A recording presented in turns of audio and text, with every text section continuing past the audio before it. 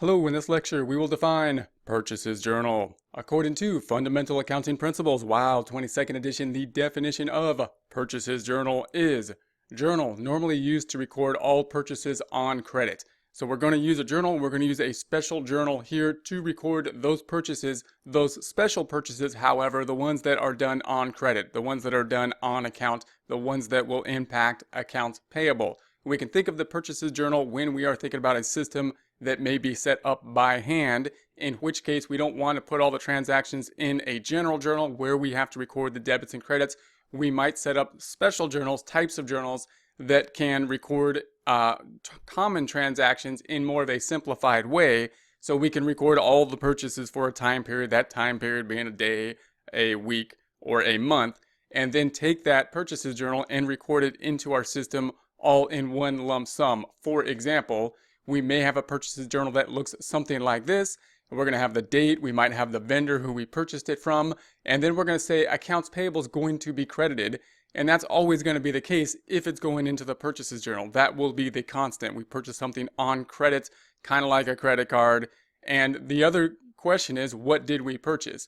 Now, it might be that we always purchase the same things, such as inventory, and if that's the case, we can really only have one column then. We could say accounts payable and inventory.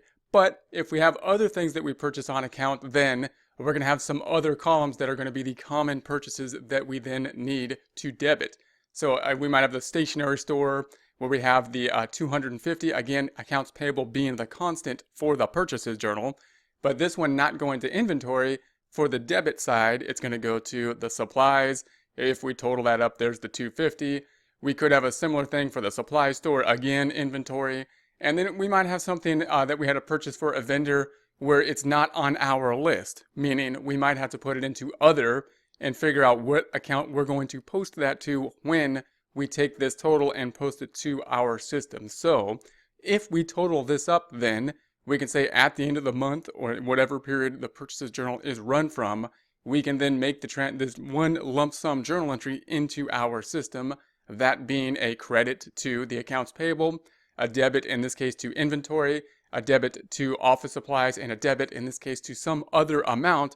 We don't know what it is. We would have to determine that. Possibly it would have to go to miscellaneous expense if we don't know exactly where it would go at that point in time. Important to note, even though the name is purchases, doesn't mean that every purchase will go in the purchases journal. It's only those purchases that are on account for accounts payable. So it would almost be better named the accounts payable journal, the accounts payable purchases journal, because if we purchase something for cash, just remember anything that is cash related is not going to go in the purchases journal. It's going to go in the cash payment journal if we're using a system such as this.